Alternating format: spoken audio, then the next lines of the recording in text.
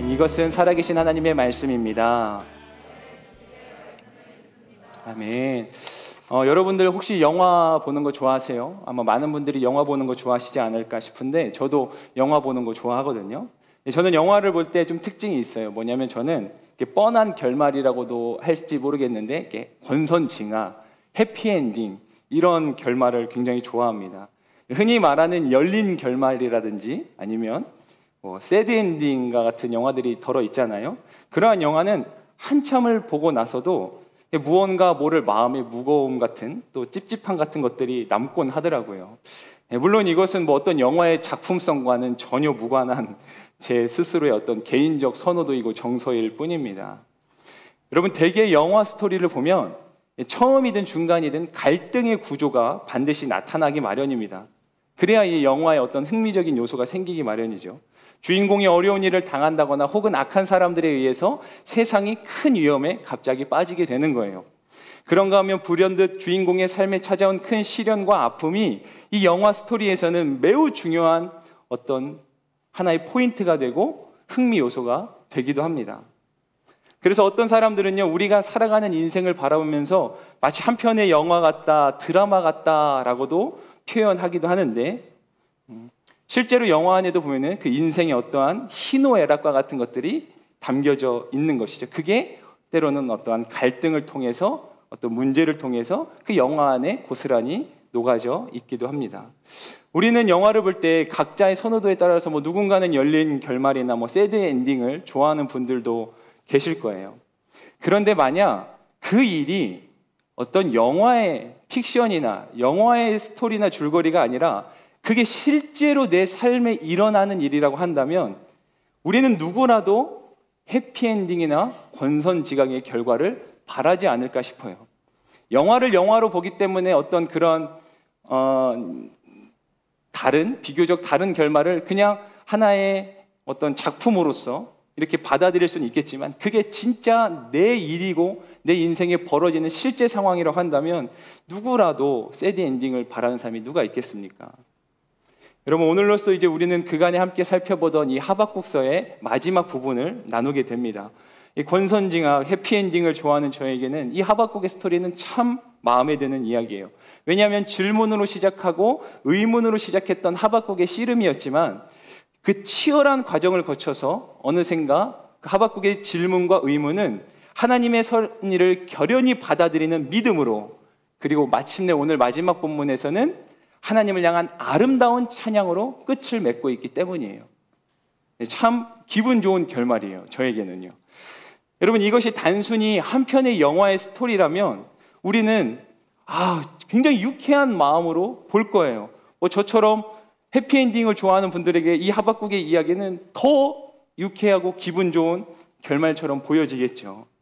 그런데요, 이 본문을 바라보는 마음이 어떤 면에서는 그 마음 한켠에 괜스레 숙연해지는 부분도 있기도 해요. 왜 그럴까요? 그것은 이 하박국의 모습이 단지 우리가 한순간 소비하고 마는 그런 영화의 소재거리가 아니기 때문이에요. 무슨 말이냐면 이 하박국의 모습과 이 말씀의 기록은 우리 삶을 향한 하나님의 뜻이 담긴 살아있는 말씀이기 때문이라는 것입니다.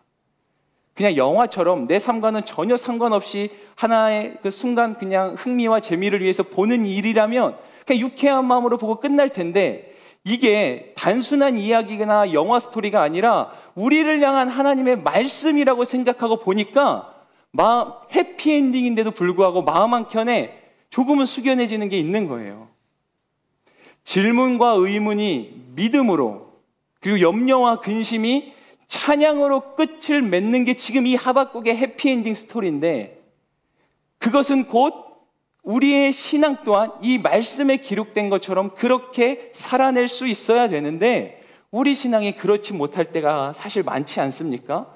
그러다 보니까 마음이 한켠이 무거운 거예요. 지난날의 의문이 아직도 여전히 의문으로 남아있어요. 지난날의 염려와 근심이 오늘도 여전히 염려와 근심으로 남아있고 심지어 그냥 그렇게 그대로 끝나고 마는 거예요. 오랜 시간 동안 신앙생활을 해오고 나름대로 하박국처럼 하나님 앞에서 치열하게 씨름도 해봤을 거예요.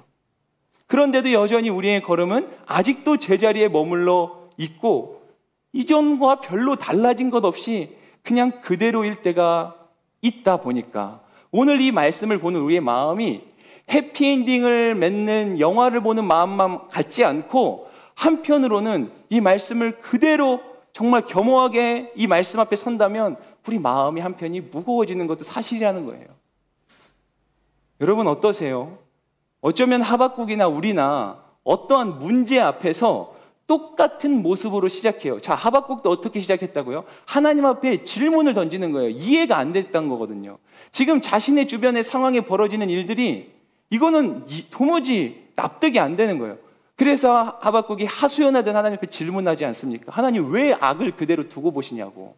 근데 하나님이 응답하시잖아요. 내가 바벨론을 통해 심판하신다. 근데 그것도 하박국에게는 이해가 안 돼요. 자, 하박국의 시작은 우리와 사실 별반 다를 게 없었어요. 그런데 그 문제가 점점점 시간이 지나면서 마침내 오늘 본문에서 그 끝과 마침표를 찍는 이 순간에는 분명 하박국의 모습은 뭔가 특별한 모습을 보이고 있어요. 그리고 우리는 그러한 하박국의 모습과 고백을 보면서 우리는 과연 어떠한가를 한번 살펴볼 수 있고 또 돌아봐야 되겠습니다. 물론 어떤 분들의 삶에는 아직 그 끝이 결말이 오지 않은 걸 수도 있어요. 하박국의 스토리가 소위 말하면 기승전결, 그래서 오늘이 그 결의 이야기를 나누는 거라면 우리들의 인생은 아직 기 혹은 승, 아니 전, 아직 결의 단계가 아닐 수도 있어요. 여전히 아직은 갈등의 상황 중에 있을 수 있고 아직은 우리에게 그 질문의 시간 속에 있을 수 있다는 거예요. 계속해서 무언가 실마리를 풀어나가는 순간일 수 있어요. 여러분 그런데요, 그렇다 하더라도 우리가 반드시 기억해야 되는 게 뭐냐면 하나님께서는요 지금도 일하고 계시다는 거예요. 우리 한번 같이 고백해 볼까요? 하나님께서 지금도 일하고 계신다. 네, 여러분 다시 말하면 하나님 안에 믿음을 가지고 살아가는 우리들은 끝내는 지금 이 순간 아직도 결말이 안 왔다 하는 분들이 혹시 계시다면 결국 우리의 믿음의 끝은 어때야 되냐면 이 하박국의 모습처럼 이러한 해피엔딩을 향해서 나아가야 된다라고 한다는 거죠. 자, 그러니 지금 우리가 겪고 있고 혹은 지금 여러분 우리가 느끼고 있는 이 상황이나 감정이 마치 최종 결과물인 것처럼 그렇게 지나치게 낙담하거나 비관적일 필요가 전혀 없습니다. 여러분 더욱이 상황과 감정 때문에 하나님을 원망한다면 그리고 하나님 앞에 무언가 불평하고 내 믿음이 점점 불신 쪽으로 기울어가고 있다면 이거야말로 지금 해피엔딩을 향해 나아가는 게 아니라 새드 엔딩으로 가고 있다고 해도 과언이 아닐 거예요. 여러분 아주 근사한 집안채가 지어져 가는 과정을 보세요. 처음에는요 아무것도 없는 그냥 허벌판이나 심지어 그냥 황무한 땅 같아 보여요. 아무것도 없어요. 그런데 거기에 털을 다지고 고르기 시작합니다. 그리고요 시멘트, 철근, 토목 등 각종 건설 자재를 사용해서 이제 기초 뼈대를 세우고 구조물들을 만들어가기 시작해요. 그 모습이 어느 때는요 아주 괴상하게 보여지고 매우 흉물스럽게 보여질 수 있습니다. 왜냐하면 아직은 뼈대를 만드는 중이니까. 어떠한 인테리어도 지금은 아직은 그 단계가 아닌 거죠. 공사 중인 건물만 본다면 과연 저게 사람이 살 수 있는 데인가 싶어요. 흉물스럽습니다, 정말. 그런데 공사는 계속 진행돼요. 그러다 보면 어느샌가는 마침내 아주 멋지고 근사한 집이 완성이 된다는 것이에요. 오늘 우리 예담이가 아주 하나님을 뜨겁게 찬양하는군요. 네, 감사해요. 아유, 얼마나 마음이 더 부모는 이럴 때 조마조마하거든요, 여러분들. 그러니까 네, 괜찮습니다. 아이고, 괜찮아요. 네, 괜찮아요. 전혀 괜찮아요. 네. 아이들도 있어 막 나와서 네, 막 다 뛰어놀고 그렇게 찬양하고 하면 좋겠어요. 자, 다시 우리 말씀 집중해 봅시다. 공사 이야기하고 있었잖아요.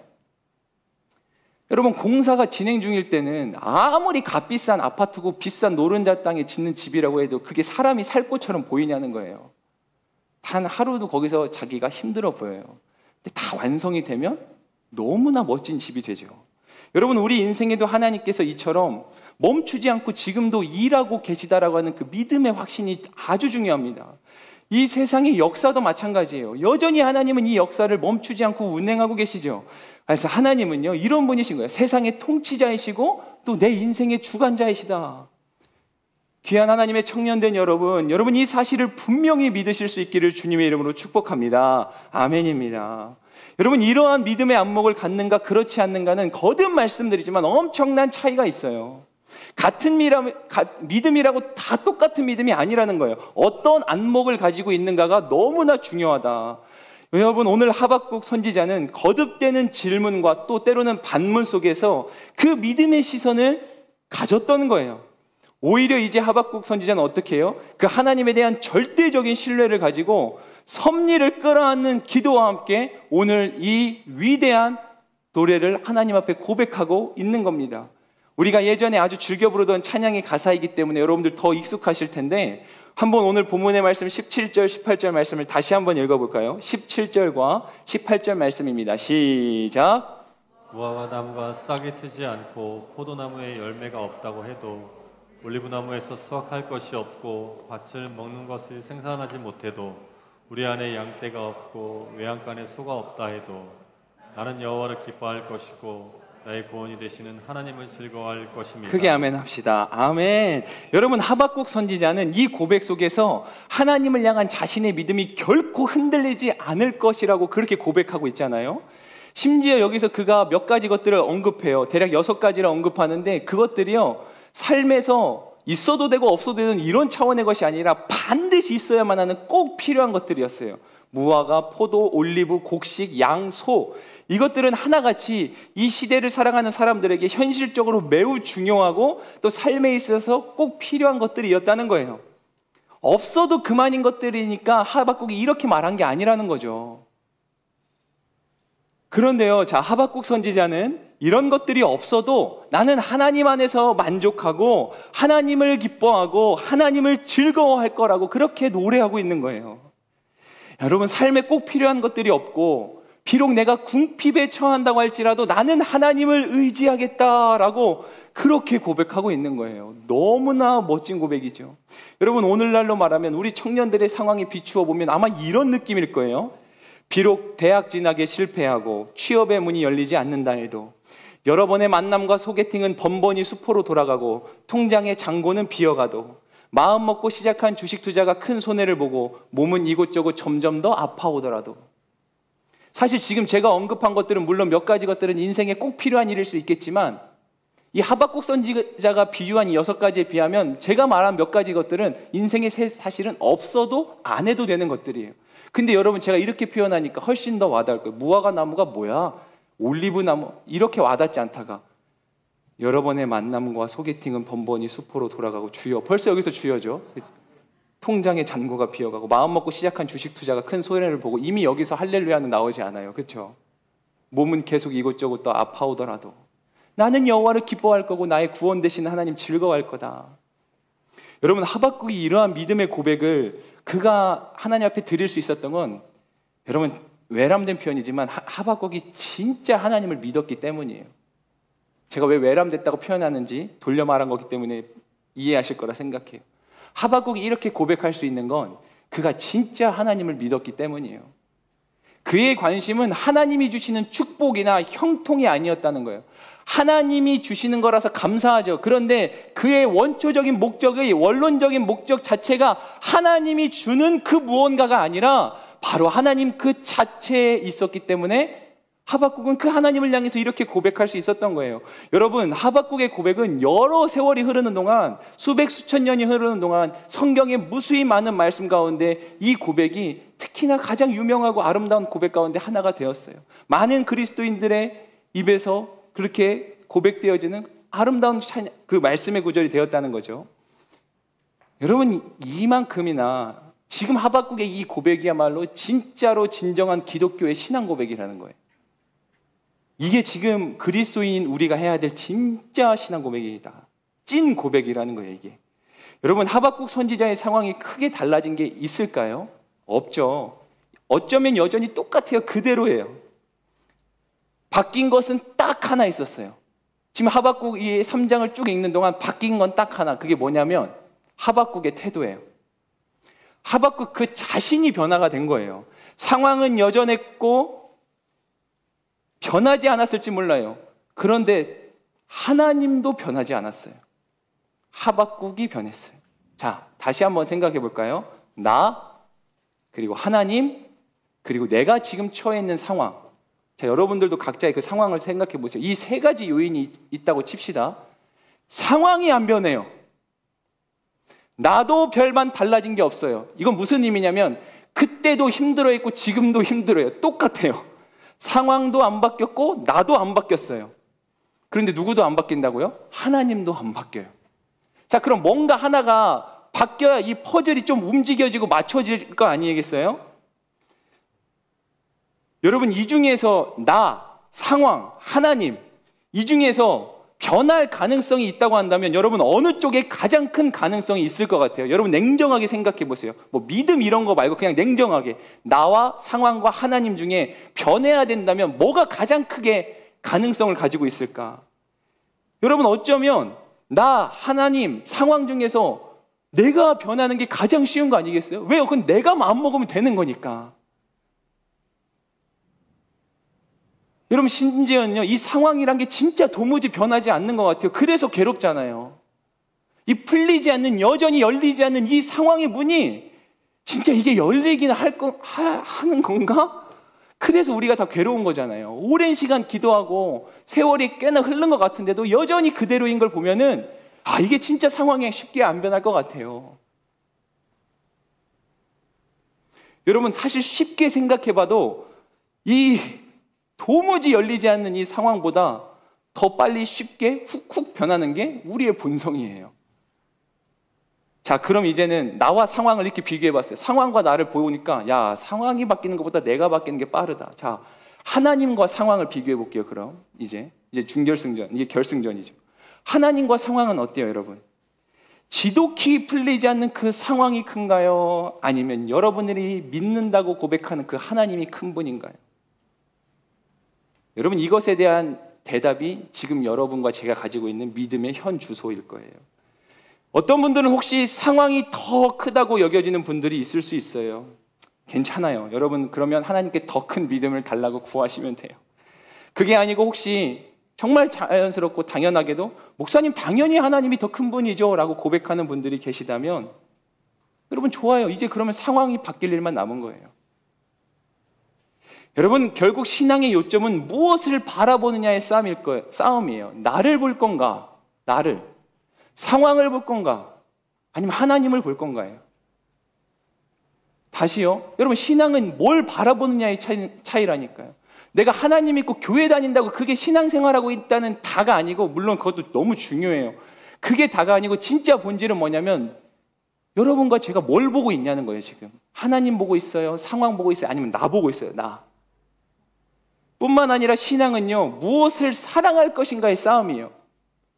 여러분 세상은 지금도 우리를 향해 이렇게 말하고 속삭여요. 야, 너 자신을 사랑해. 네 자신보다 지금 소중한 게 세상에 어디 있어? 네 목구멍이 포도청이고 네 삶이 괴로운데 무슨 헌신이고 섬김이야? 무슨 사랑이야? 야, 너나 챙겨. 네 스스로나 챙겨. 너나 좀 일단 살고 봐. 그리고 또 한편은 이렇게 말하지 않겠어요? 야, 이거 봐봐. 이 으리으리한 집 너무 멋지지 않아? 네 마음에 쏙 들지? 야, 이거 봐봐. 이 삐까뻔쩍한 차, 이 고급스러운 차 너무 매력적이지 않아? 야, 이 화려한 것들 네가 사랑할 만한 충분한 가치가 있어 보이지 않아? 세상은 지금도 우리한테 이걸 말하는 거예요. 너를 챙겨. 아니면 야, 이거 봐봐. 이거 너무 멋있지? 이거 사랑스럽지? 자꾸 우리의 시선을 나에게 집중하게 만든다거나 사람이나 상황에게 집중하게 만들어요. 하나님 볼 틈을 주지 않아요. 그런 면에서 저는 사실 현대인들이 삶이 갈수록 바빠진다라고 하는 게 참 애석한 면이 있어요. 아니 세상은 갈수록 힘들어지니까 우리도 그만큼 하나님을 더 찾아야 돼요. 진짜 어떻게 보면 매일 새벽 기도 나와서 기도해도 우리가 이 거치고 험한 세상을 살아가는 게 기적이라고도 말할 수 있을 만한 그런 세상 속에 우리가 살아가잖아요. 근데 우리의 현실은 어때요? 바쁘고 힘들고 피곤하다는 이유로 기도는 예전보다 더 안 하는 거예요. 세상은 더 힘들어지는데 기도는 더 안 한다? 여러분 이거는 누가 와서 뭐 무슨 굉장한 논리적인 근거로 이야기하지 않아도 너무 불보듯 뻔한 성패이지 않습니까? 아니, 상대방은 적군은 날이 갈수록 부강해 가는데 내 군사력은 너무 약해져요, 날이 갈수록. 그럼 이거는 싸워보나 마나 백전백패일 거 아니겠어요? 자, 그러면 이것도 또 하나의 기적이 있을 거예요. 그러면 진짜 더 하나님을 의지하는 건데 그것도 쉽지 않으니까 안 되니까요. 여러분, 우리는 그런 세상 속에 오늘도 살아가요. 제가 오늘의 본문의 말씀의 제목을 이렇게 지어봤어요. 혼신의 힘을 다해 부르는 아멘의 노래. 여러분, 아멘이라는 뜻은 무엇이냐면 신뢰한다, 믿는다, 그렇게 되기를 동의한다라고 하는 어떤 이런 동의의 뉘앙스를 담고 있는 표현이에요. 아멘, 네, 믿습니다. 아멘, 네, 그렇게 되길 소망합니다. 이게 아멘의 뜻이에요. 아멘의 노래는 뭐예요? 지금 하박국 선지자가 그 노래를 부르고 있는 거예요. 상황이 괴롭고 힘들고 변한 게 아무것도 없지만 하박국은 하나님 앞에서 아멘이라고 고백하며 노래하고 있는 거예요. 아멘, 하나님 말씀을 믿어요. 하나님 신뢰해요. 하나님 말씀하신 대로 될 거예요. 그렇게 노래하고 있는 거예요. 하나님 이거 주세요. 왜 그래요? 이렇게 노래하는 게 아니고 아멘의 노래를 하고 있다. 여러분, 비록 내 삶은 이렇게 바라던 일들이 이루어지지 않는다 할지라도 하나님의 뜻이 이루어지고 또 하나님의 섭리가 이루어질 것을 믿는 믿음으로 혼신의 힘을 다해서 그 고백을 지금 하박국 선지자가 노래하고 있는 거예요. 오늘 말씀을 준비하다가 문득 하나님께서 그런 마음들을 주시는 것 같은 거예요. 우리 청년들의 인생의 아멘의 노래는 어떤 게 있을까? 그 귀한 믿음의 고백에는 어떤 것들이 있을까? 여러분들도 저마다 각자 인생의 찬양과 같은 것들이 있지 않으세요? 여러분 주중에 받아보셨겠지만 그래서 여러분들의 사연과 내용이 궁금한 거예요. 그래서 제가 이제 그 주보를 통해서 좀 이렇게 여러분들의 사연과 찬양들을 이렇게 묻기도 했는데 감사하게 이제 몇몇 분이 정성스러운 내용을 보내주셨어요. 그 내용을 다 일일이 소개할 수 없지만 오늘 한두 가지 내용만 소개하고 특별히 또 그 찬양을 그 누군가의 인생의 아멘의 노래를 우리가 함께 고백해 보려고요. 왜냐하면 결국 그 고백은 또한 우리의 고백일 테고 또 우리의 고백이어야 하니까요. 먼저 나누고 싶은 한 가지 고백은 어느 목사님이 보내주셨어요. 우리 웹주보를 구독하고 계신 다른 목사님 한 분이 이거 내용을 보내주셨더라고요. 그래서 그 내용이 다음과 같아요. 목사님의 사연은 나에 대한 생각이 많아지고 내면이 복잡해질 때마다 다시금 눈을 들어 주님만을 바라보게 하고 그분만을 사랑하겠노라 결단하게 하는 찬양입니다. 라면서 그 목사님은 주를 더욱 사랑이라고 하는 찬양을 본 목사님의 아멘의 노래라고 보내주셨더라고요. 여러분 이게 어떻게 보면 진짜 하박국의 그 감정 아니었겠어요? 생각이 많아져요. 복잡해지는 거예요. 내면이. 막 그럴 때 더 눈을 들어서 하나님을 바라보겠다. 여러분 수천 년 전의 하박국이나 지금 이 시대를 살아가는 이 목사님이나 어쩌면 이 가운데 있는 우리 중에 그 누군가나 똑같은 상황 아닌 거예요? 어떤 분은 이런 사연을 보내줬어요. 나조차 나를 사랑할 수 없을 것만 같은 낮은 자존감으로 허덕일 때 하나님만은 나를 여전히 존귀하게 보심으로 그 믿음을 고백하게 됩니다. 라면서 한 청년이 나의 하나님이라는 찬양을 그렇게 보내주었습니다. 여러분 이것도 우리의 고백이죠. 상황이 너무 괴롭고 힘드니까 그 상황 속에서 아무것도 못하고 있는데 자신이 갈수록 초라해 보일 수 있지 않겠어요? 여러분 하박국 선지자가 그러지 않았겠냐는 거예요. 아니 하나님의 사람이에요. 근데 세상은요 악이 더 막 득세해요. 그걸 보면서 하박국이 모르긴 몰라도 야 지금 나는 뭐 하는 거지? 세상이 이렇게 악해져 가는데 하나님의 사람이라고 부름받은 선지자인 나는 지금 뭐 하고 있는 거지? 자기 인생에 현타가 왔을 거예요. 자존감이 낮아졌을 거예요. 뭐 안 그랬을 수도 있겠지만 우리 중에 그런 사람들 있겠죠. 내 자신이 자꾸 작아진다. 그런데도 고백한다. 이 목사님과 한 청년의 이 아멘의 노래는 사실 이 두 사람의 고백이 아니고 우리의 고백이고 여러분들의 고백이에요. 자, 우리가 이 고백을 그러한 마음을 담아서 함께 드려봤으면 좋겠는데 내 인생에 혼신의 힘을 다해 부르는 아멘의 노래다. 그러한 마음을 담아서 우리 함께 찬양해 봅시다. 우리 주를 더욱 사랑 함께 여러분 이 가사의 고백을 또 기억하고 새기면서 고백해 보겠습니다.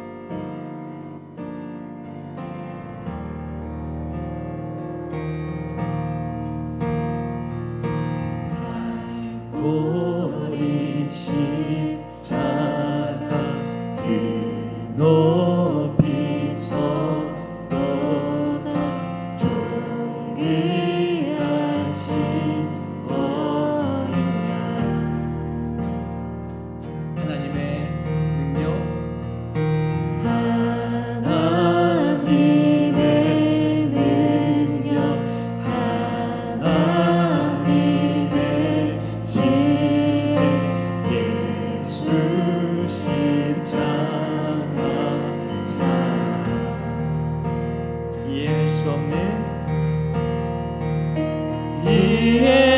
수 없는 죽음 뒤의 승리, 그리스도 생명의 반석.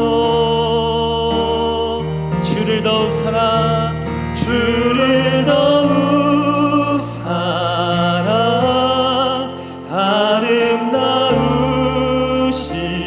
주, 온 맘 다해 온 힘 다해 모두 드리리. 주를 더욱 사랑, 아름다우신 주, 온 맘 다해 온 힘 다해 주를 경배해. 이러한 고백인데 우리 다시 한 번 더 고백해 보겠습니다. 갈보리 십자가, 우리 앞에 모니터 좀 높여주세요. 갈보리 십자가,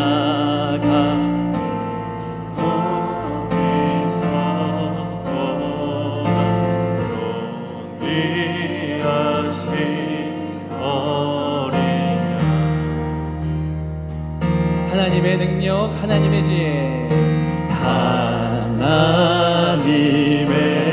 능력, 하나님의 지혜, 주 십자가 사랑, 이해할 수 없는 죽음 뒤에, 이해할 수 없는 죽음 뒤의 승리, 그리스도 생명의 반석. 주를 더욱 사랑, 주를 더욱 사랑, 아름다우신 주, 온 맘 다해 온 힘 다해 모두 드리리. 주를 더욱 사랑, 주를 더욱 사랑, 아름다우신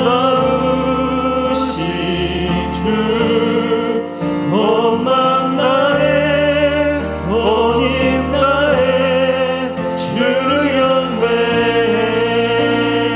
최후 승리를 얻기까지, 최후 승리를 얻기까지 주의 십자가 사랑하리. 빛난 멸류관 받기까지 험한 십자가 붙들겠네. 최후 승리를, 최후 승리를 얻기까지 주의 십자가, 주의 십자가 사랑하리. 빛난 멸류관, 빛난 멸류관 받기까지 험한 십자가 붙들겠네. 주를 더욱 사랑, 주를 더욱 사랑, 아름다우신 주, 온 맘 다해 온 힘 다해 모두 드리리. 주를 더욱 사랑, 아름다우신 주, 온 맘 다해 온 힘 다해 주를 경배해. 주님의 나라와, 주님의 나라와 뜻이 나의 삶 속에 임하시며 주님 알기를, 주만 보기를 소망해. 거룩히 살아가 거룩히 살아가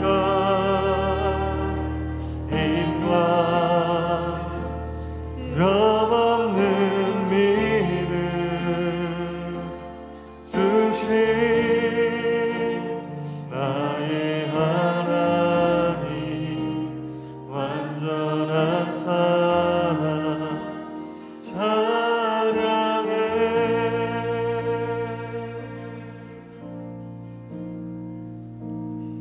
네, 하나님께 감사와 영광의 박수를 드리겠습니다.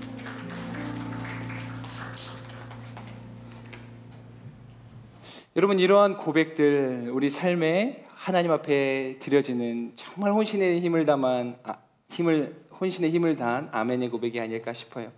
여러분, 우리가 잘 아는 것처럼 그리스도인이라는 이유만으로 상상할 수 없는 끔찍한 고난을 당했던 이들이 있는데 그들이 바로 초대교회 성도들이에요. 어쩌면 지금 하박국 시대의 이 바벨론 제국보다 더 잔인하고 극악무도한 방법으로 믿는 사람들을 핍박했던 나라가, 그 제국이 바로 로마였습니다. AD 81년에 로마의 새로운 황제로 등극한 사람이 바로 도미티안 황제예요. 당시 이 로마의 상황이 사실 대외적으로 나라 안팎으로 좋지 않았기 때문에 이 새롭게 황제로 등극한 이 도미티안에게는 이 로마의 상황을 잘 추스려야 되는 그러한 많은 과제들이 주어져 있었습니다. 이 도미티안 황제가 그 과정 중에서 정말 말도 안 되는 일들을 벌이는데 그 가운데 하나가 이제 바로 로마의 그 원로들과 시민들을 모아놓고 이렇게 얘기하는 거예요. 사실은 자기가, 그 도미티안 황제 자기 본인이 사람이 아니고 신이다 라고 말해요. 그가 이전에도 이제 로마 곳곳에 어떤 신전들을 세우는 이러한 정치적 통치 방법을 통해서 나라를 이제 안정화시키려고 했는데 그 정점으로 사실은 내가 사람이 아니고 신이다. 말도 안 되죠. 그런데 사람들이 그걸 받아들여요. 로마를 다스리는 황제가 사람이 아니라 신이다? 그럼 그 신이 다스리는 이 나라는 신의 국가인 거죠. 사람들이 그렇게 생각하는 거예요. 그런데 당연히 이런 상황을 달가워하지 않고 받아들일 수 없는 사람들이 있었어요. 그리스도인들입니다. 하나님만이 유일한 신인데 아무리 황제라도, 그리고 로마 곳곳에 그리스 신전을 세우고 심지어 이제는 자신을 신이라고 말하는 그 황제 앞에서 그리스도인들은 그것을 인정하고 받아들일 수 없었던 거예요. 근데 이런 상황을 또 도미티안이, 이 황제가 정치적으로 이용해요. 그동안 우리 로마가 어려웠고 힘들었던 이유는 다 저 그리스도인들 때문이다. 저들이 자꾸만 나라의 정책에 해를 끼치고 협조적으로 나오지 않고 방해를 하니까 저들이 문제가 된다. 사회의 악이다. 그때부터 기독교인에 대한 공식적이고 합법적인 박해가 시작돼요. 로마 군인들이 그리스도인들을 잡아다가 옥에 가두고 죽이기 시작하는데 정말 끔찍하고 처참한 일들이 벌어집니다. 여러분, 사실 그리스도인에 대한 박해는 이때가 처음이 아니었어요. 그보다 약 25년 전에 네로 황제라고 하는 또 다른 그 로마의 황제에 의해서 그리스도인 박해가 시작됐어요. AD 64년에 로마에 큰 화재가 일어납니다. 도시의 절반 이상을 태울 만큼 너무나 큰 화재였어요. 그런데 이때 민심이 흉흉해지기 시작하는 거예요. 자신의 야욕을 위해서 새롭게 도시 정비를 하고자 이 네로 황제가 일부러 화재를 냈다. 이러한 소문들이 사람들 사이에서 막 퍼져나가는 거예요. 그러니까 민심이 흉흉해지고 이 소문들이 막 걷잡을 수 없이 이렇게 스그러들지 않으니까 로마 황제도 아무리 황제이지만 뭔가 자신의 자리에 위협을 느끼지 않았겠어요? 그때 이 네로 황제가 바로 그 방화범의 누명을 그리스도인들에게 씌워요. 그러면서 이때 네로의 황제의 박해가, 또한 끔찍한 박해가 시작됩니다. 여러분, 콜로세움 아시죠? 그 원형 경기장. 지금은 많은 전 세계 사람들이 유명한 관광지로 찾는 곳이지만 그리스도인들에게 이곳은 수많은 순교의 피가 뿌려진 곳이기도 합니다. 여러분, 이곳에서 로마는 정말 인간으로서 도무지 할 수 없는 일들을 자행했어요. 사자와 같은 굶주린 맹수들을 그리스도인들과 함께 경기장에 풀어놓는 거예요. 살점이 찢겨져 나가는 거예요. 그리고 잡아먹히는 것들을 보면서 그런 광경을 환호성을 지르면서 자신들의 유흥거리로 삼았던 게, 그 자신들의 흥미로 삼았던 게 이 로마 사람들이 일삼았던 일이었어요. 여러분, 당시에 이런 엄청난 핍박을 피해서 기독교인들이 지하 동굴을 파서 거기에 숨어 지내요. 그게 바로 카타콤이라는 거예요. 여러분들 들어보셨을 거예요. 그런데 여러분, 나중에 한번 시간이 되시면 검색해보고 찾아보셔도 알겠는데, 지금도 그 흔적이 남아있는 이 카타콤의 내부의 모습을 보면, 여러분, 성인 남성이 제대로 걸어다니기는커녕 이 사람 한 명이 다니기도 힘들 만큼 비좁고 어둡고 막 이렇게 낮아요. 천장도 너무너무 불편하고 힘든 곳이에요. 그런데 이 그리스도인 공동체가 로마의 핍박을 피해서 무려 그 지하 동굴에서 300년을 살아요. 왜 그렇습니까? 그리스도인이라는 이유 하나 때문이었어요. 여러분, 앞선 이 네로 왕제의 박해가 한 도시 안에 국한되어 있던 박해였다면 그보다 먼저 말했던 도미티안 황제의 박해는 이제 로마 전 국가로 확대된 박해였어요. 그래서 기독교인들이 정말 이때는 어디 하나 숨을 곳도 마땅치 않은 거예요. 예전에는 로마만 피해서 숨으면 됐는데 이제는 어디를 가도 이들이 숨을 데가 없는 거예요. 그 지하 동굴 카타콤마저도 이제는 로마 제국에 의해서 다 들통이 나 있고 위치가 알려져 있는 거예요. 그런데 다만 그 지하 동굴의 크기가 어마어마하게 컸거든요. 자칫 잘못 들어가면 길을 잃고 거기서 나올 수가 없는 거예요. 너무 복잡하게 막 미로처럼 이렇게 파져 있고, 그 기독교인들만이 알 수 있는 그 익투스라고 하는 물고기 모양 아시죠? 그걸 이제 벽에다가 표시를 해가지고 어떤 거는 진짜 표시, 가짜 표시 이런 게 있는 거예요. 그래서 기독교인들만 알 수 있는 암호로 표시해 놓으니까 이 로마 군병이라도 아무리 그 속에 잘못 들어갔다 못 나오게 되는 거예요. 그러니까 기독교인들이 거기에 숨어 있다는 걸 알면서도 그 동굴 속에 못 들어가고 있는 거죠. 그런 와중에 이제 종종 불행히도 감옥에 붙잡혀오는 그 소수의 그리스도인들이 있을 거 아니에요? 이 로마 군대는요, 그들을 막 심각하게 고문합니다. 끔찍하게 고문해요. 빨리 부르라고. 네 동료들, 동지들 어디 숨어 있는지 빨리 부르지 않느냐고. 엄청난. 근데 그리스도인들이 말하지 않아요. 끝까지 발설하지 않습니다. 결국 로마 군대가 다른 방법들을 찾아요. 로마 군대는 지금 1, 2년 기독교인들을 박해해 본 게 아니거든요. 노하우가 이미 충분해요. 어떻게 하면 이들이 발설할지 알아요. 단순한 고통의 문제가 아니에요. 심리적 고통, 어떤 고통을 써야 되는지 알았던 거예요. 이런 방법을 써요. 감옥에 갇혀있던 그리스도인들의 가족을 불러옵니다. 그리고 함께 서로 든든하게 식사하게 해요. 감옥에 갇혀있던 그리스도인들, 그럼요. 내가 무슨 잘못을 했냐? 내가 대체 잘못한 게 뭐냐? 사람들의 마음이 조금씩 빗장이 풀어지기 시작합니다. 그렇게 풍성한 저녁 식사를 제공한 다음에, 그리고는요, 아무 일 없다는 듯이 이 가족들을 다시 면회온 가족들을 집으로 돌려보냅니다. 그런데 이때요, 군인들이 이렇게 말해요. 날씨가 많이 추우니까 이 외투 좀 입고 가세요 하면서 양이나 다른 짐승의 가죽과 털로 만든 그 털옷을 외투를 입혀서 돌려보냅니다.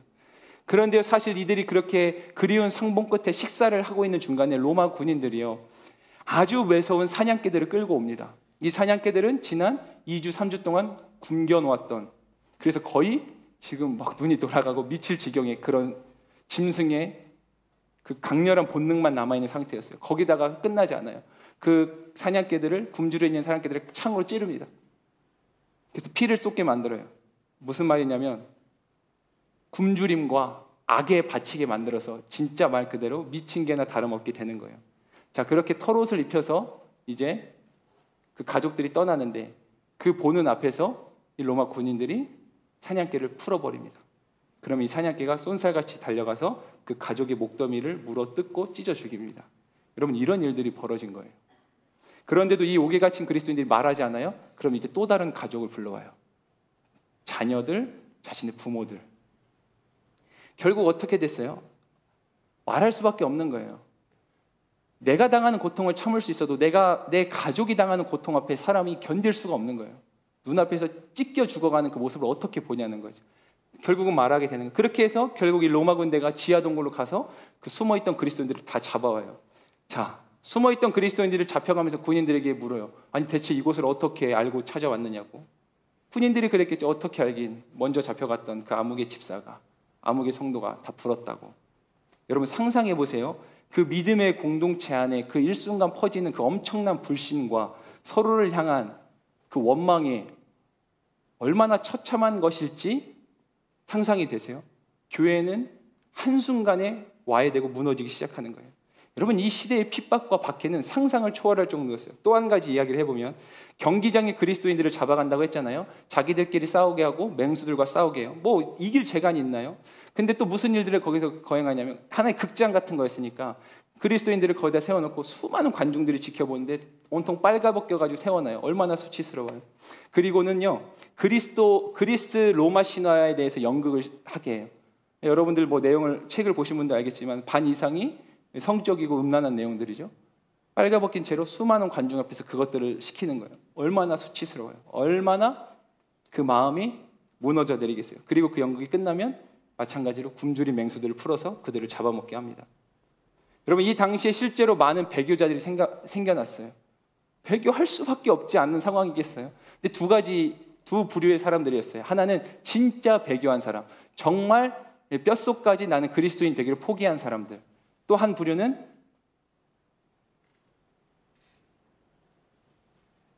그 핍박과 박해가 너무 두려운 나머지 그로 인해서 하는 수 없이 겉으로 배교하는 신용을 해야 했던 사람들.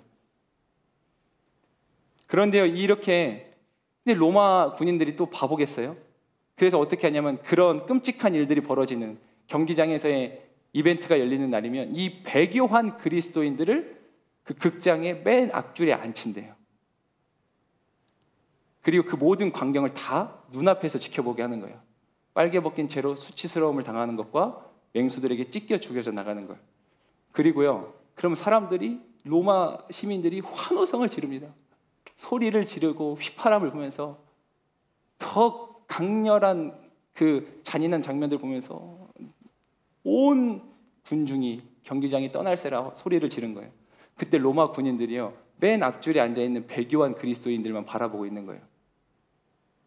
그때 이 배교한 그리스도인들이 눈물을 흘린다든지 표정이 찡그러지면 그 사람은 가짜 배교인 거예요. 그럼 바로 잡아다가 똑같이 처형합니다. 그럼 이 사람들이 하는 수 없이 어떻게 해요? 속은 무너져 내리지만 그 동역자들이 그렇게 죽음을 당하는 걸 눈앞에 보면서 같이 일어나서 소리를 지르고 환호성을 내야 됐다는 거예요. 여러분 그 심정이 상상이 안 될 것 같아요. 저도 이 내용을 들으면서 상상이 안 됐어요. 우리 순장님이 저 앞에서 굶주린 맹수에게 찢겨 죽여나가고 있는데 나는 거기서 소리를 질러야 돼요. 내가 지난주에 섬기고 양육했던 새 가족이 지금 저 앞에서 끝까지 믿음을 지키면서 저렇게 처참한 일을 당하고 있는데 나는 지금 그걸 보면서 환호성을 질러야 돼요. 여러분 어떨 것 같아요? 그 심정이요. 여러분 이 초대교회 사람들에게 있었던 이 신앙이란 게 과연 무엇이었을까?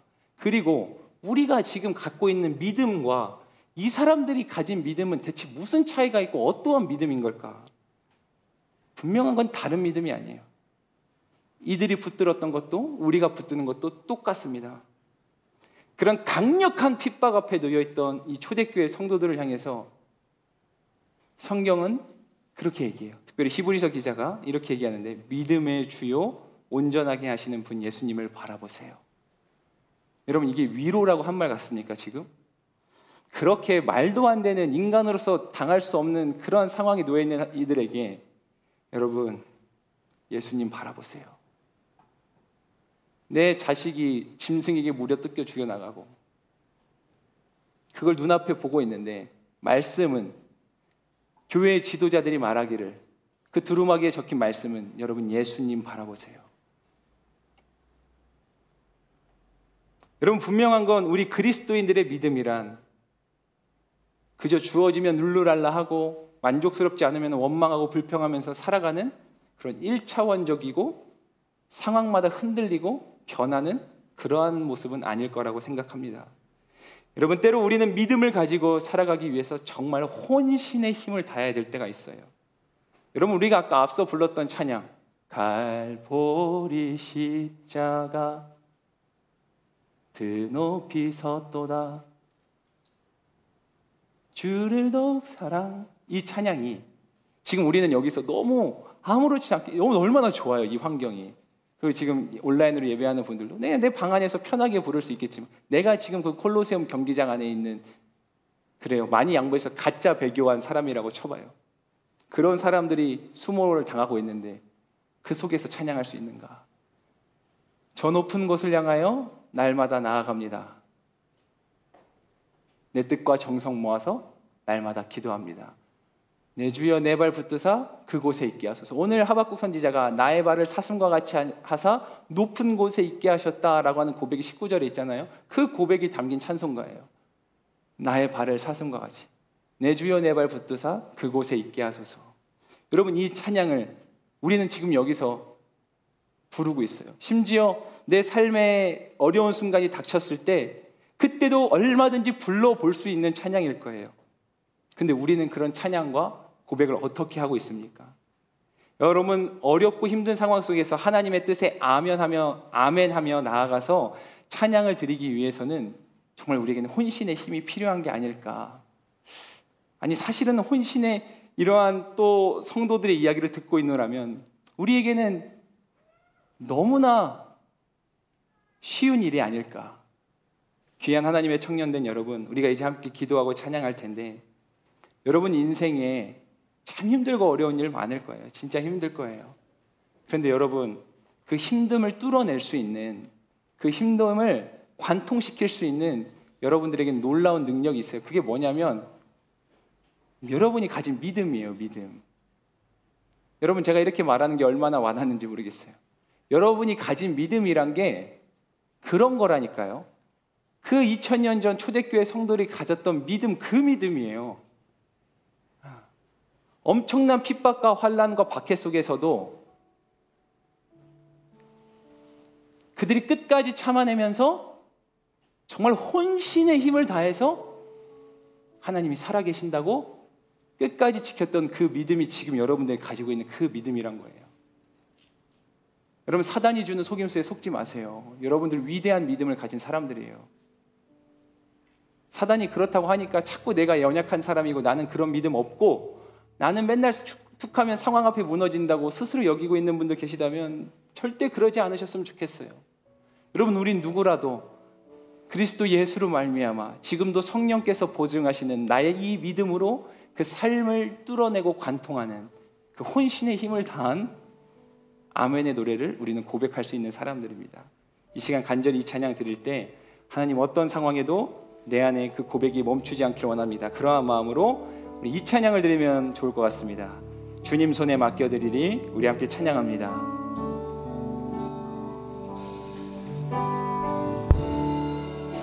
주님 손에 맡겨드리니 나의 삶 주님께. 주님 손이 나의 삶 붙드네. 나 주의 것 영원히. 내가 믿는 분, 내가 믿는 분 예수. 내가 속한 분 예수. 삶의 이유 되시네. 내 노래 되신. 내가 믿는 분, 내가 믿는 분 내가 속한 분, 내가 속한 분 예수. 아멘. 삶의 이유 되시네. 내 노래 되시네. 전심으로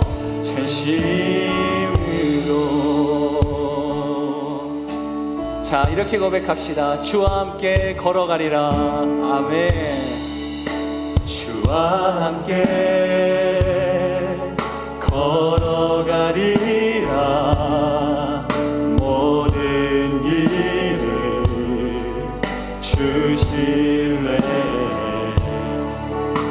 주 뜻 안에 나 살아가리. 주의 약속은 영원해. 아멘. 아멘.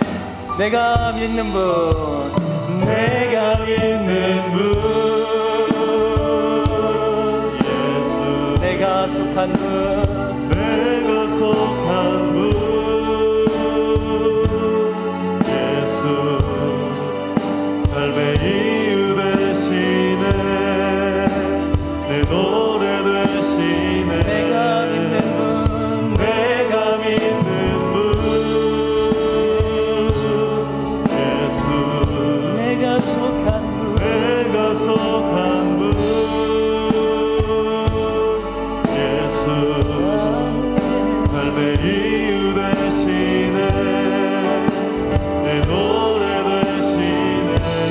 내가 믿는 분, 내가 믿는 분 예수, 예수 내가 속한 분, 내가 속한 분 예수 삶의